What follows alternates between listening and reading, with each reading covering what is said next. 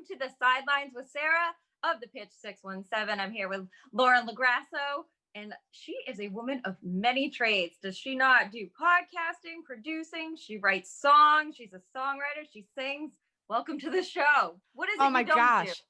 Well, I'm not a pharmacist like you. I'm like, you don't want to be. I'm blown away though. I think it's so cool that you do so many different creative things too. So I feel very much in good company and like I'm with a kindred spirit. Yeah, definitely. It's been a tough year for the pharmacists on the front lines because we're expected to not only do our job, but now, you got to take a time out and do 100 shots in the middle of the whole thing. It's not orchestrated correctly. And with the COVID vaccine coming, I think they're going to have to fix that. Yeah, definitely. You can't be in two separate places at once. And they expect that. Yeah. Believe me. We got to revamp things here just in general. Yeah, it's not fun. But the other fun thing is, you're a singer-songwriter, and I have a show one-on-one with Dr. Sarah. So I've been in and out of Nashville. Well, not this year, but I interview a lot of the country music artists. So, hey, buddy. And it's a lot of fun, but because of the pandemic, it's taken, how's that affected you doing that? Because I'm sure you had to, all these parties for your EP and everything went. Yeah. Well, my goals for this year were definitely curtailed in certain ways. My goal was to travel, which didn't happen, honey buns. I wanted to go on a tour. Also didn't happen. I wanted to have fun and enjoy my life. Now I have found ways to do that, but definitely not in the ways that I thought I would. I'm like, this is the year of play because all I've done my whole life is work so hard and I have no work-life balance. So I'm going to play and have fun. Yeah. And it's weird. Like the first maybe 4 or 5 months of quarantine, I was working constantly. Like I had no work-life balance whatsoever. I would wake up at like 8 and then keep going until like 8 or 9 p.m. at night. And I think I was in Michigan for a long period of time. So I'm in Los Angeles now. I grew up in Detroit. I spent 4.5 months of this quarantine, basically re-entering the womb. It was amazing. In a word, exquisite. I have no idea how hard life has been living on my own in Los Angeles these past 9 years. And so, from that aspect, it was just like a dream come true getting to spend all that unforeseen time with my mom and dad, who are my favorite people in the world. But definitely career-wise, it took me on a different spin because I thought I'd be playing a ton of live shows and that's just not a thing. It's just not gonna, and I just feel like it's not going to be a thing anytime soon, maybe next year, later in the year. Yes. No, you're absolutely right. For sure. Because singing is a super spreader too. So it's like basically the worst thing you can do. I did, though, I will say recently play a live show with people around, social distance, downtown Burbank. There's like a street that they've just completely closed off. And I forgot life could be that good. I really did. I was like, I forgot what it felt like to perform and have somebody respond to that. Right. And like sending a heart on your Instagram live. Exactly. And then you're like doing the lives and you're like, okay, is anybody joining today? Like you never You're like, know. I'll just wait. I'll wait. No, I'll just like, tune my guitar. I'll wait. Oh, wait. You're like, I'm stopping this. No more waiting. This is awkward. But I mean, it is a struggle. And like we were talking about earlier, now we have the CMA awards coming and a lot of the artists are coming up with COVID. There's one like Florida Georgia Line, one of the guys has it, Lee Bryce, so they can't perform. Yet you have all these people who are like yesterday, they're like, oh, the election, everybody was out celebrating, so we should get back to music. But I just don't think that's gonna be we all want it back, believe me. Yeah, I don't know. I honestly don't know what the right answers are to any of this. Like, I wish somebody would just like come out and definitively say like, you can do this, you can't do that. You can do this, you can't do that. But I think that the issue is there's so much mixed information and we don't have a clear narrative going on right now as far as like one voice of reason. So hopefully things like that will improve in the future. But yeah, I don't know. I think for everyone, when I first moved to LA from Michigan after my 4.5 months with my parents, like my human security blankets, I was trying really hard to completely quarantine, like to not leave my house, and I did it for a while, obviously, because I traveled. But I Right. finally realized, like, if I don't see people at least like outside, like I at a know. safe distance, I'm going to die of loneliness. Like, and Exactly. if I die of loneliness and like I'm struggling with my mental health, it won't matter that I kept myself safe. So I think we do need to find a balance, but I don't know Right. what that is. And we have to keep people safe. We can't be spreading this. So Right. I don't know. I don't know I what the know. right answer is, but we have to be safe about it because I think as an artist or like an event planner, how terrible would you feel if you had an event and then it Spread was a it. super spreader?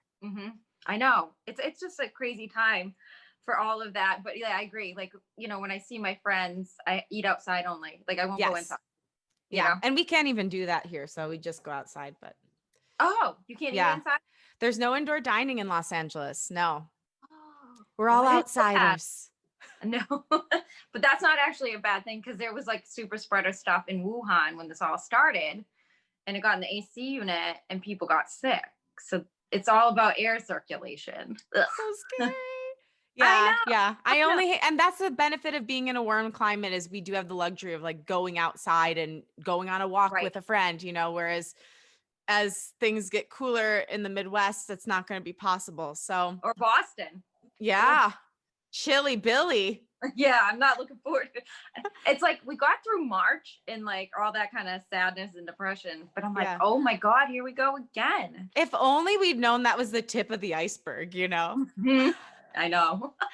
Like we were like, oh my God, we're sacrificing. This is so hard. I 2 weeks know. into quarantine. I look back and I'm like, honey, buckle up. Here we go. Here Yeah. goes my barbell up. Yeah, I also feel like I've been doing a lot more cocktailing in quarantine at home than I ever did before. And I'm like, ooh, what's that? Yeah. No, 100%. What's weird? So I'm now getting like a little bit, I don't want to say smaller, but basically, yes, smaller again. But like I have been at like the heaviest I've been in my life, but I feel the most confident right now. And I'm trying to figure out why. Because you're relaxed. You got to go Maybe. home and chill I and think I just. have reverse body dysmorphia. I just need to come out to LA and get some nice, cool sculpting and stuff and get back to the old ways. Yeah. I need to get cool sculpting. I don't like take advantage of any of the things people do out here. I'm just I like, oh, like thinking everybody's natural, even when they look like a baby alien. Like I need to start doing, like the lips. wait, I can do it. I can do it. So I Do know a it. lot of people are listening, but for those that are viewing, I'm going to do an impression of people who move here. Okay, go. Do my lips Yeah. look natural? They are. Do they? It's like, and you can tell when someone's done something You can because tell. it's like, not something. There's people who do it and they actually do look natural, but you can tell when Right. someone took it too far because you look at them and you're like, something about you isn't human. It And I doesn't look don't like. know what it is, but I'm very disturbed right now. But I also think you're really pretty and I can't tell like You don't know what it is. yeah, it's a fine line. Oh, but I have some friends that have done it, and you look at them without makeup, and you just tell. And I'm like, that just doesn't look right. Yeah, it just looks like it hurts at a certain point, but I guess I shouldn't knock it till I try it. I know. I'm gonna try stuff, except for the lips. I already have big lips, so I love my lips and you have You know? beautiful lips. We don't need to do these we things. don't. We're not. We're doing good. that. We're We're good. perfect in the lip department. But actually, we were talking about it a little bit too. Dating and COVID. That's not a thing. That is not a thing. Well, yeah. I mean, I was in a 7-year relationship prior to Mhm. COVID. We Oh. quarantined together at the beginning of COVID So we because killed I it. was like, what's that? So COVID killed the relationship. Well, the relationship was not meant to be back together. Like we basically quarantined because we're like, well, the world's going to end. So we might as well like try to keep each other safe through this. Mhm. We did it. Like we actually got along better while we were quarantined, not officially boyfriend and girlfriend than we did in our relationship, but he Yeah. ended up moving back to Minnesota. So like that's done. And I finally recently have felt like I'm ready to date. And I'm like, God, what does this mean that this is the time you made me single? Like Exactly. what is the meaning of this? And I've been trying to unpack that, but yeah, I'm definitely on the apps. I how much do you want to know? I'm like, I'm gonna reveal everything to you right Go now. for it. Oh, believe me. I always talk about this stuff. Okay, so. great. In a moment of desperation and also like just wanting to know what it was like to be a person again, Mhm. I hooked up with a friend and that was a really interesting experience. Wow. Now it's super awkward. No, it's not, but like Okay. it really messed me up mentally. Like I hadn't been with anyone new since I was 23. So it was like, Right. what is this feeling that I'm having? It was very strange and like hard to Right. compute. Happy I did it. Mhm. But definitely confusing. And I think too, because we're in this weird time, Right. everything's so much more intense. Like the highs are way higher and the lows Mhm. are way lower. And there's Yeah. so little to look forward to that when you have like this A one little little thing. morsel, you're like, oh my God, This this is could be a thing. Yeah. And I think it was also really, I recently heard you're not supposed to use the word triggering. I don't 100% know why, but I'm going to I just don't say it. And either. I'm sorry if it's offensive, but Why is that? it was very triggering to me because it reminded me of like my high school experience where I was in love with my best friend and Mhm. he didn't love me back. And I think it was just like too much You're like, here it is emotions. again. Yeah, it was just really, really confusing. By Uh, the way, him and I got COVID tests ahead of time. I do believe in doing that because you don't 100% know, no, you don't. especially like for the first time you're seeing each other. I'm But such a germ phobic, so I get that. yeah, no, totally. But I was happy I did that, and then I've I've been talking to this guy on the app, and he's pretty cool.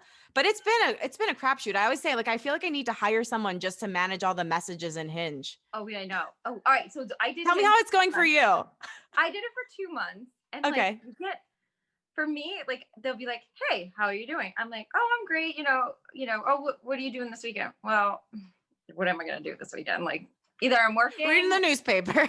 or I'm having a cocktail. You know what I mean? Like, okay. And then like I'm like, I'm a really chatty person, but these people cannot hold a conversation. And then if you delete the app and you go back, you end up seeing it's like the same like 20 dudes all the time. Really? Hmm.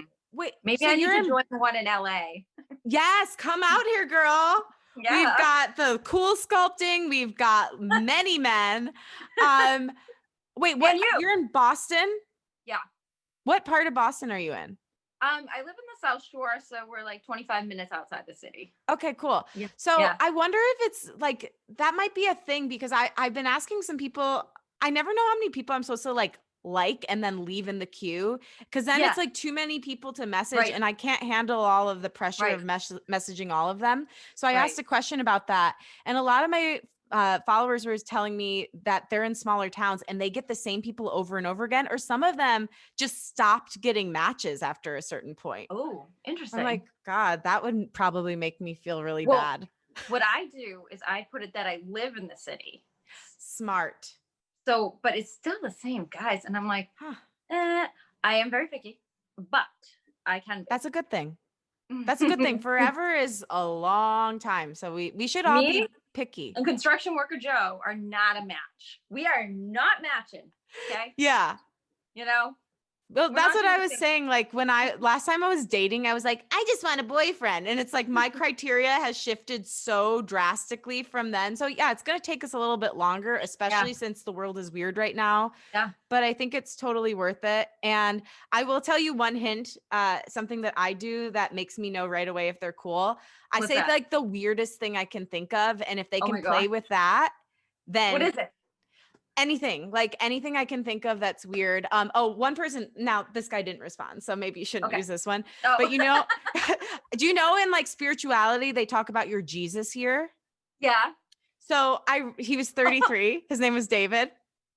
Your Jesus year is when you're 33. And it's like, it's a year Jesus basically did all of his amazing, for anyone who doesn't know. So your Jesus did his amazing work and like really stepped into himself, but also the year that he was crucified.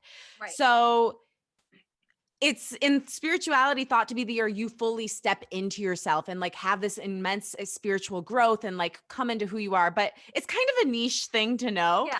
So Well, it is cool. And I'm glad you explained it to everybody because like that is kind of when you kind of know who you are. right. Yeah. Right. And I feel like ever since I hit 30, something started unfolding. And it's like every day I feel like I step more into myself, into like the Mhm. beauty, into the pain, into the mess, everything. So I'm really looking forward to my Jesus year. But I reached out to I David and surpassed mine. I'm still the same. you look so young. I would never know. I thought you were maybe in your late 20s. I wish. But I reached out to him and I was like, "Hey David, how are you? How's your Jesus year going?" And he's like, Farik, Bye. Yep. He didn't say anything, but I made a whole thing out of it. So I've been like going to my Instagram after I'll do these funny things on Yeah, the dating apps and updating people on how people respond. I love this. So even I if you love it. don't get a response, you get an amazing story and we make ourselves laugh, which that's the only relationship we know we're going to have forever. So I say go for it. You're unleashing your inner creative, which is your That's right. podcast. Yes. I love the transition. Beautiful. So tell us about like how that started. And speaking of that, I mean, you have produced some amazing ones. Maria Shriver, Lauren Conrad's, Yeah. I love. Sidelines with Sarah is next, maybe. Yeah. Oh, yes. It sounds like fun. Yeah, I love podcasts. I always say audio is the most powerful medium. So as you mentioned, I'm a Mhm. singer-songwriter. I also, as I was like first moving out here and like doing gigs, would listen to Right. talk radio and fell in love with radio. So I've Mhm. wanted to have my own radio show really since I was in high school, but Mhm. it really started actualizing as a dream when I moved here. And Right. so my podcast is called Unleash Your Inner Creative. The tagline is that it is a show to help you make creativity the filter for your life, to Mhm. redefine your relationship with fear by taking it out of the driver's seat, step more fully into the essence of who you are, and claim your right to have a dream and take up space. What I all love that it. means is it's basically a show to help you be your most creative self and self-actualize and work Mhm. on your own self-development and like mental health, anxiety, all the things. Which is a great Um, thing for right now. We it's all so kind of need it. necessary. And I mean, I started it because really what I always say is repressed creativity is the cause of so much of the world's suffering, whether it's not going after a dream, not pursuing a relationship, not Mhm. having a child, like never being your full self, because that Right. in and of itself is creative. I've seen so many people go into deep depressions because they've been repressing their creativity or repressing their deeper self. And Right. the other reason is because in 50 years, 80% of all jobs are going to require creativity as one of the skill sets. It's one of the few things that AI can't replicate. So it's Mhm. not just like this fluffy, fun thing that helps us have better mental health. It's also a really, really necessary life tool and life skill. Right. And it's true. It's like, and I agree with that thing. Like it was like, okay, here came the COVID and I can't travel anymore. And I don't want to travel to Nashville. It's COVID capital right now. But so I was like, well, what are we gonna do to reinvent ourselves? So we're gonna do a podcast, Right. you know? Exactly. And And you had to be creative. You had to Mhm. think, what can I do that still like scratches the itch of what this particular part of my life was, but does Right. it in a different way? And I think, I mean, it's amazing seeing some of the businesses that have come out of this. Like, I Yeah. think I read something online that said this might not be the right statistic, but it's something like above 70% of all businesses are started during economic downturn. And I really Interesting. think that's because people have to get You have to creative. get, Like yeah, you you have to have start. no choice. But Hmm. I want to help people cultivate those skills, not only for when they have no choice, but for when they do have a choice. And for when they do have a choice, to be brave enough to make it. Yeah. And that's absolutely true. You just have to. It's like me, I don't feel my destiny is being a pharmacist. I think Right. that was the safety net. And I always say that to my parents. I go, you pushed me to do that because I belonged on doing the news broadcasting. Exactly. But You know, so many parents do that. And we talk about that a lot on the show. Like I'll always ask people, did you have supportive parents? Because if you don't, it's 10 times hard. And it doesn't mean that they didn't love you. They loved you. They loved you so much that they were scared for you and they wanted you to take that to do straight better. path.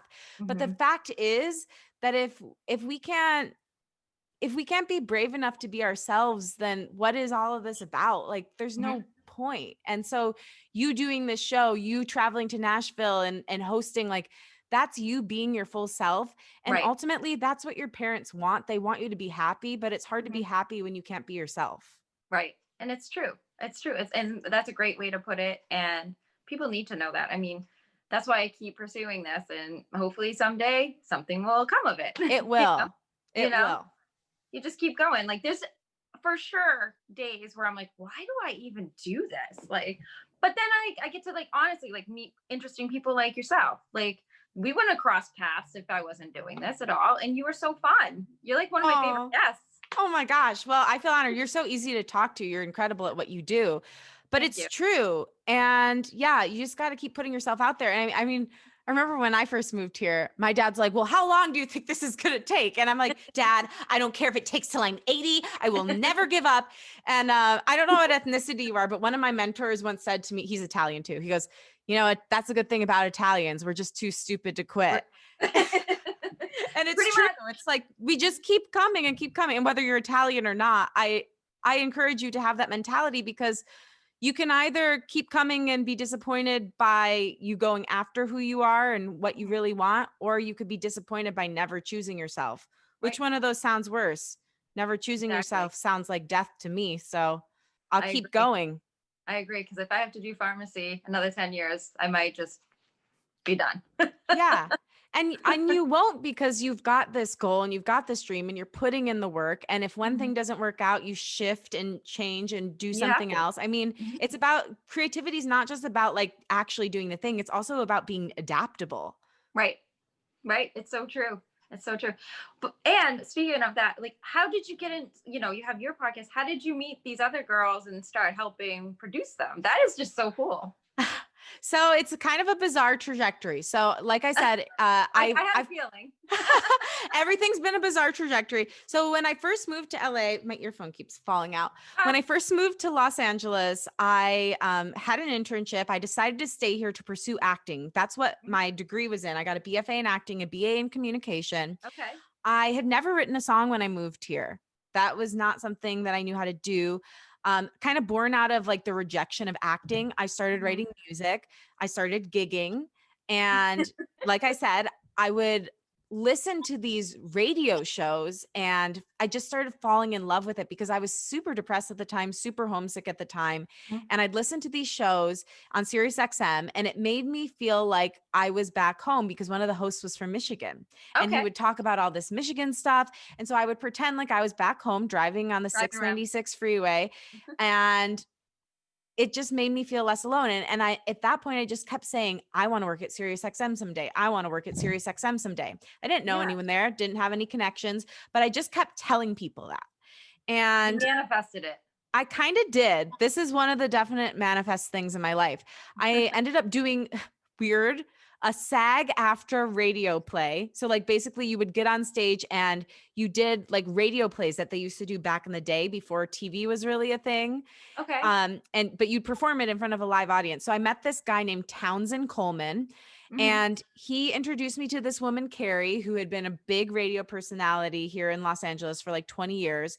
Okay. She introduced me to my radio coach and she started training me and really made me believe that I could be a host. Her name's Valerie Geller. For anybody, I mean, if you're interested, like I highly recommend her. She's incredible. Oh, that's awesome. She helped me put together a reel. I ended up just like starting to get into my head that I could actually do this, which was such a huge step, all the while still saying, I want to work at Sirius XM. I want to work at Sirius XM. I started working at this place called AfterBuzz TV. I had submitted, I put in a audition video. I got cast or hired. Okay. They took me on. I volunteered my time as an intern. Then I started producing a little bit for them. Through that, I was able to meet the founders of the company, Maria Menounos and Kevin Undergaro. I told cool. Kevin that I Another wanted to work Boston at Sirius. people. Yes, Boston people.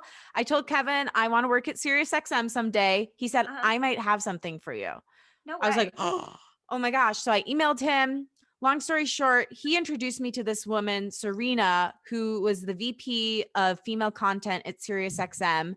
She just happened to be the person that produced every show that I fell in love with that made me truly, truly want to work at Sirius XM someday. Yeah. So I was like, oh my God, it's my radio Jesus. This is amazing. I went home. I pitched her over 50 ideas for Maria's Sirius XM show. And she created a position for me at Sirius XM to start my role in radio, which was an associate producer position. I got to be on air with Maria, and that's how it all started. And from Sirius, I went to the company I'm with now, which is Cadence 13. That's amazing. What a journey. Really twisty turny. And then we're with Maria, who's from here. I know, right? Yeah. So random. Yeah. So I love Boston people. I've had a few of my best friends are from Boston, had a lot of Boston folks in my life from working with Kevin and Maria. And that's amazing. Y'all are true blue. Yeah, that's for sure. Yeah, we are blue. We voted blue. Yes. Thank God. I did an article about, I have a cousin who's really big into the Democratic Party. Like he was best friends with Ted Kennedy and stuff. And Wow. during the whole time, I emailed him, and I said, well, he goes, I don't know him that well, so I don't know how to get you in touch with, that. He goes, well, what you can do is tell people about him. So I wrote an article right before the election. There's this house down the street that is decorated, and you'll have to look at it. It's on my Instagram. Okay. In Biden gear. And I like knocked on the door, and I'm like, hi, can I use your house for my article on my Instagram? I know this sounds weird. She was so excited. She goes, oh my God, let me fluff up the pillows and all this stuff. So cute. But my photographer was really into it too. So we're both like, I'm like, I gotta put this article out. I don't know if anybody's gonna read it, but maybe if it convinces one person. That's amazing. I'm so proud of you. Yeah. Hey, we can't underestimate our impact, no matter how big or small. Even if you, talk to a friend about why something's important to you. Right. I think that's so, so beautiful. Right. So thanks. Yeah. I can't wait to see it and read it. Every reason why you should vote for him at the time. You'll have to love read it. I will. I'll get reconvinced to do the same thing. So you can vote next time. Yeah, exactly. Reconvinced. I love it. But tell everybody about your single too, World Could Glory, and how that came. Now I read you wrote that on a plane. Tell them the story. Yes. So I have 4 singles out now, which is wild. So I have Road to Glory, Rise, Like a Bomb, and Freak Show. So Freak Show is the most recent one. Definitely go stream, download, do all the things for that little puppy. But Road to Glory is a really cool story. So that was written over the course of years. I first had the idea like on a plane though. So I used to do auto shows. Do you know people do those like for a living? Like you travel with a car company and then you talk on the mic about the cars at all these different car shows. So that was one way I supplemented my income when I first moved here. Right. And I was on the way to Cincinnati, the Cincinnati Auto Show, which is weirdly one of my favorites. WKRP in Cincinnati. That's right. But it was a lot less glamorous. So I was on the plane, and all of a sudden I kept getting like dun, dun, dun, dun, dun, dun, in my head. And I'm like, what is that? So I couldn't shake the melody. Any good song will not let you go. It keeps knocking on your brain and heart's door until you let it out, because it just wants to be one with the universe. I love hearing this stuff. Yeah. So I kept going back to the bathroom and recording into my voice memos. The cleanest place on earth. Cleanest place, especially now. But I kept singing into my voice memos, and like I look back on it and I got the whole chorus in that airplane that day. And I always say, I think the plane is a great place to write because first of all, you can't be bothered by many of the things that we are inundated with in the day-to-day world down here. And also you're closer to God. And I think the altitude does something to your brain. So the 3 reasons are why I think that song came out. And then I came back, finished it up with a friend. He helped me figure out the chords. And then it kind of sat on it for years, reworked it, and then put it out it was about a year ago now, 2019. Yeah. And it's actually a really good song for what we're in now, because while I know I'm very hopeful, you're very hopeful about the election results, there's so much work to be done. And I do think that there's so much work to be done on healing, not just the people that have felt betrayed by the leadership over the past 4 years, but even the people that have been engaged with the leadership over the past 4 years. It's like, I'm kind of blown away by the fact that like saying you shouldn't dehumanize another person because they voted for someone is a controversial idea. And I get that there have been many ideals supported by the opposing side that did dehumanize other people, but 2 wrongs don't make a right. That's a saying for a reason. Doing to the other side what has been done to you will not help your case and will not help your equality. It just won't. No. And so I'm really engaged right now with what I like to call social justice, SOULCIAL. It's justice that comes from the soul, that acknowledges that we are all spiritual, soulful beings, and that some of us have gotten away from that. Some of us have gotten away from the fact that we're all connected. But everybody's been angry. Yes, but we need to start seeing each other like people again, because this cannot keep going on. The world's, it will explode at some point. Like we can't just, if we're going to stay one country, we have to start seeing each other like everything people. Needs to be patched up. And it Yeah. blew my mind too, like with everything coming out and like the racism. I didn't realize how bad it was until this past like year or two. And it's just, we need that Yeah. way. We need to go back to just being one nation. Doesn't matter what color you are or nationality. We're all. Yeah. I think those things were always under the surface though. And I think that the Mhm. the way the world has been, or at least our country has been led for the past 4 years, made it okay for it to come out. But Right. they were I agree. always just underneath the surface. And some Right. of us weren't as aware of them, but they were Right. always there. And so what we need to do now is not go back, but go forward and reckon with those things and Mhm. actually engage with the anti-racism work toward equality for women, work toward, Right. equality for the LGBTQIA community. There's so many different things, but yeah, it's, Yeah. speaking of Maria Shriver and the Kennedys, I wrote an article for her Sunday paper and You it's did? called, yeah. And I do I would, read it. I you read do? it. Okay. I wrote Yeah. an article called What's Happening Universally is Also Happening in You. Oh. And so it's about how this year has also not only brought up like all the things that were underneath the surface in regard to racial justice Mhm.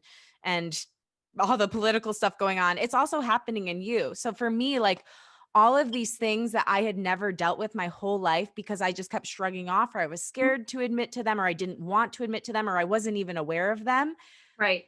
very conveniently came to the surface of my life and demanded I reckoned with them. Uh-huh. And I'm still working through it, but I really call to people who are going through something, which is every human being on the earth. We're all going through a collective trauma known as the pandemic. Yes.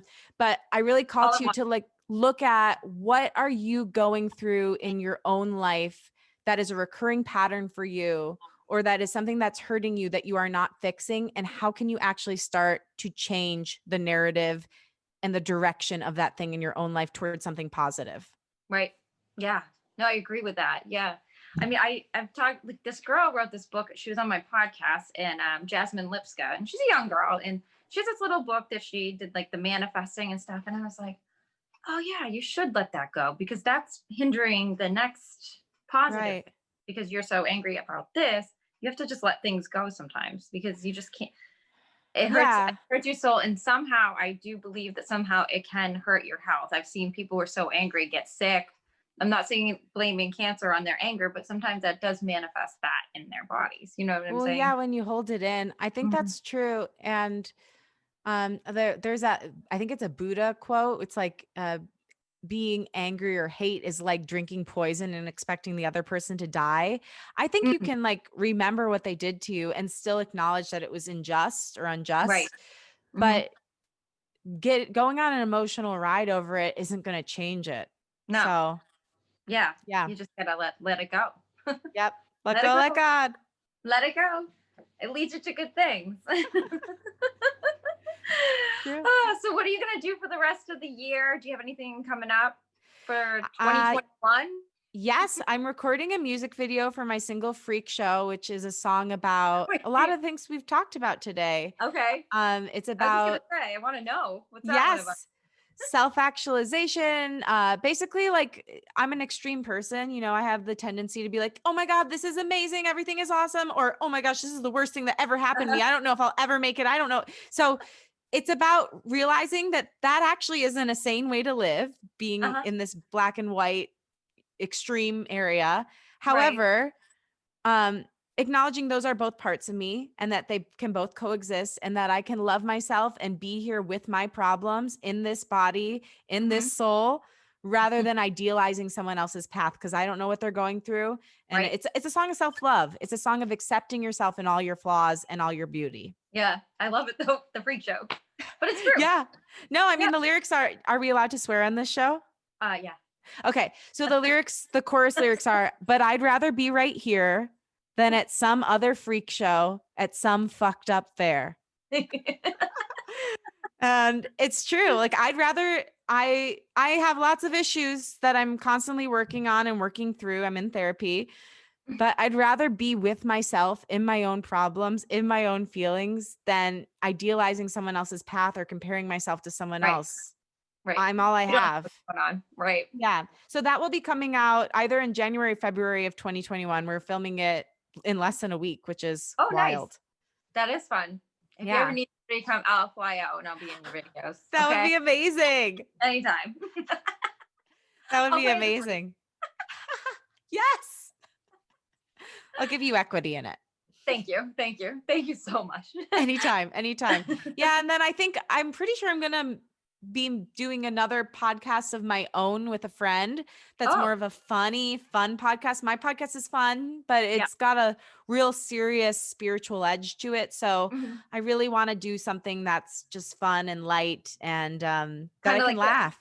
You can talk about dating and Hinge and I really want to, I mean, like, I love talking about dating. I think it's so funny and weird. It so really weird. There's some weird stories. Have me on. I'll come talk about it. Oh, Speaking I want of freaks, I've met a lot of freaks along my way.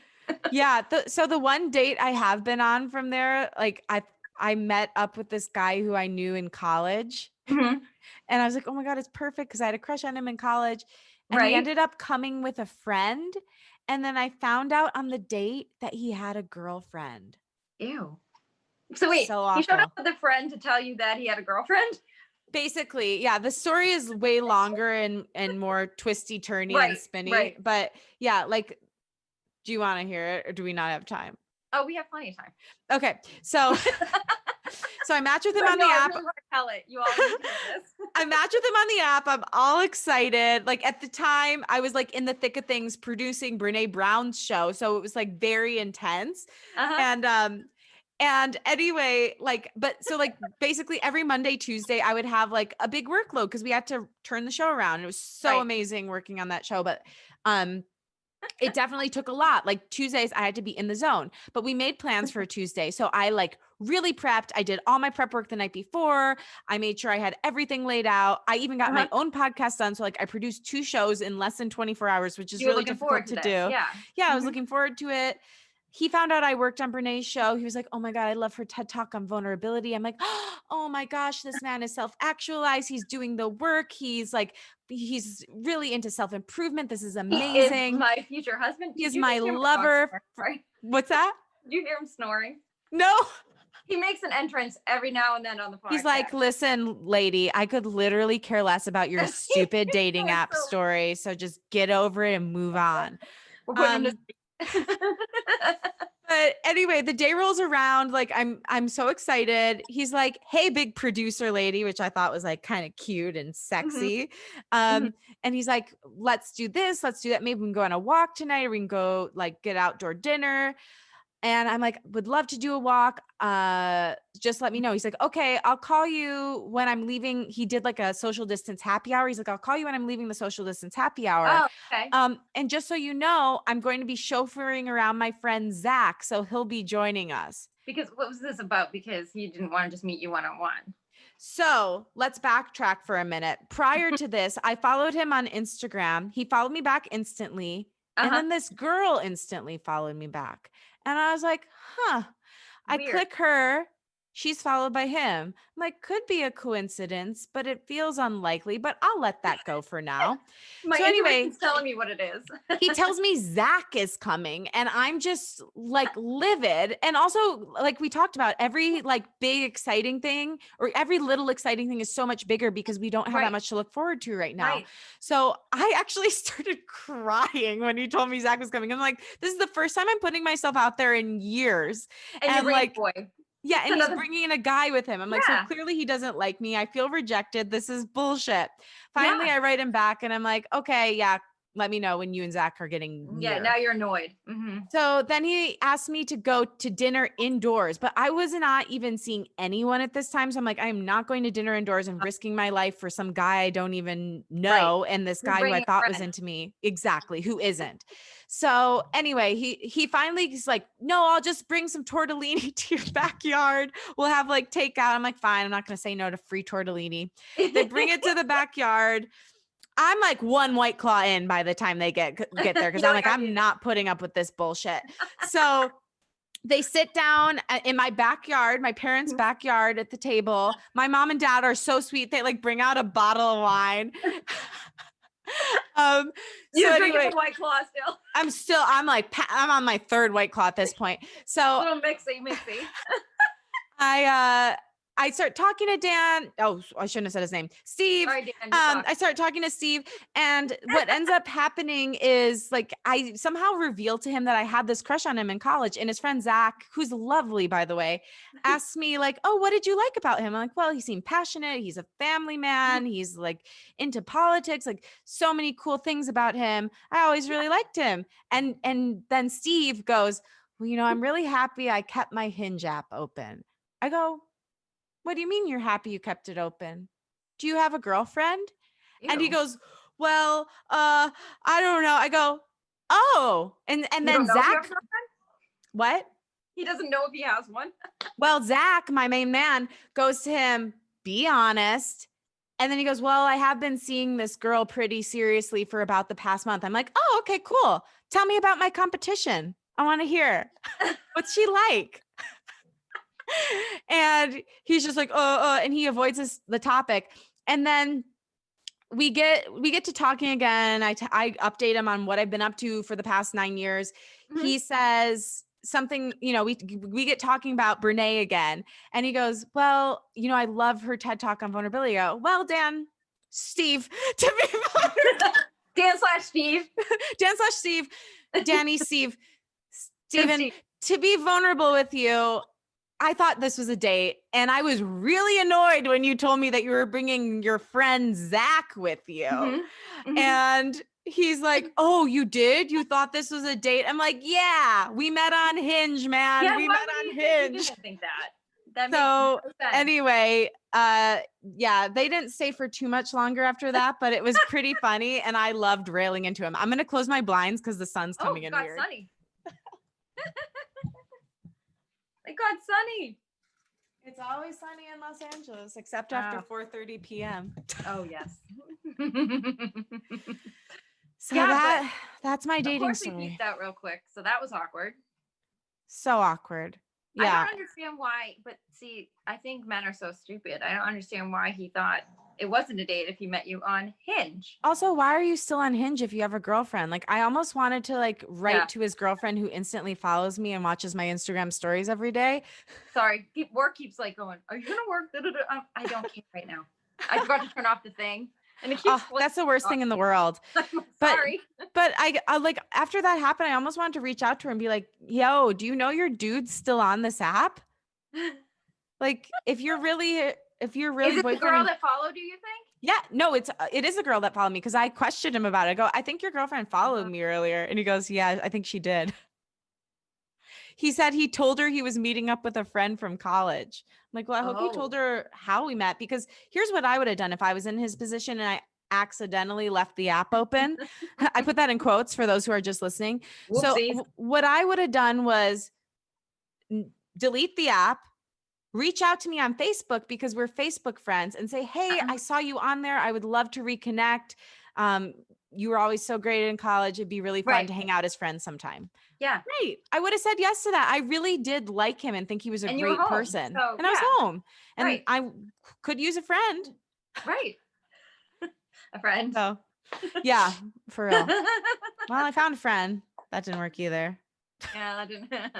I know. It's just they're so bad, but I always feel like they're always looking for something better per se. So they keep that Maybe. open. I don't know what it is. I think some guys, have I mean, there always are said that- definitely evolved people. I think that the issue is I just wrote, I would love to play the song for you. I wrote a song called Pretty Little Boy with Your Big, Big Toy yeah. after my recent experience. And it's about F boys, but I think the issue is they're emotionally stunted. And instead of looking at themselves and their own issues, they're like, "Oh, girls are just crazy." Right. And it's Mhm. no, dude, we're done with that. We're done with that phrase. We're not saying Right. girls are crazy anymore. Right. Like the second verse lyrics are, "Pretty little boy with your big, big toy. Have you ever looked inside of yourself? You blame all the chicks, say that we're sick, but you never work on your mental health. You can't fill the hole deep within your soul, so you put it in everybody else. Pretty little boy with your big, big toy. Oh, your silence is one of your tells." So it's like, It's so true. pick up the mirror, work on yourself, Hmm. and tell her with your words that you're not ready for something. Right. Like Instead of like, let's go back to the 3-year-old thing. Literally, honey, use your words.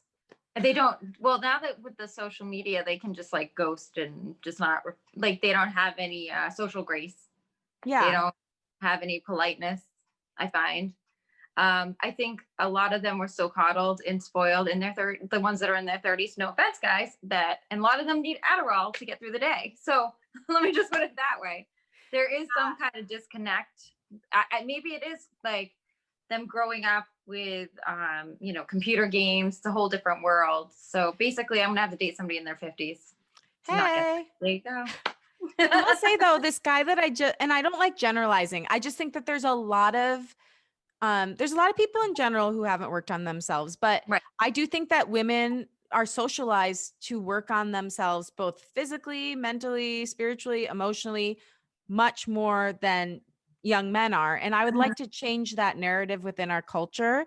Right. And yeah, and I do want to say, like, just to give it out to the boys, like I actually had a Zoom date or not Zoom, it was FaceTime date with someone last night, and he's in therapy. Like he knew his love language. Like he's a great communicator. So wonderful, wonderful men do exist. Right. But it shouldn't be this hard to have a simple conversation with someone. And it just shouldn't be this hard to communicate. Yeah.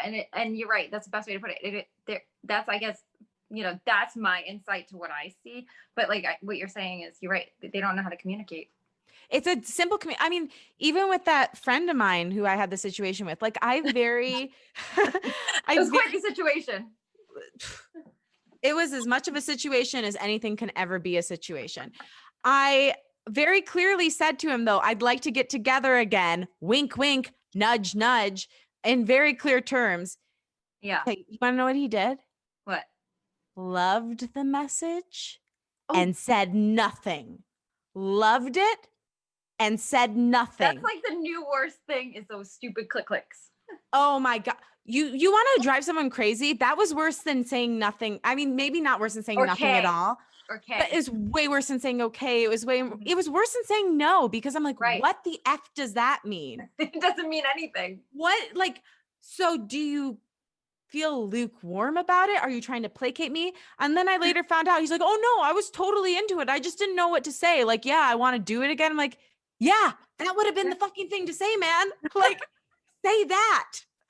Say that, not heart emoji. Yeah, but he admitted, he was like, I'm sorry, I guess I'm just a terrible communicator. I'm like, yeah, well, you are, Dan. I'm like, yeah, I'm like, you're my friend. So I expect like a better level of honesty and transparency with you than I would with a random guy, because you've been a close friend of mine for years. Right. So anyway, I like it was nice.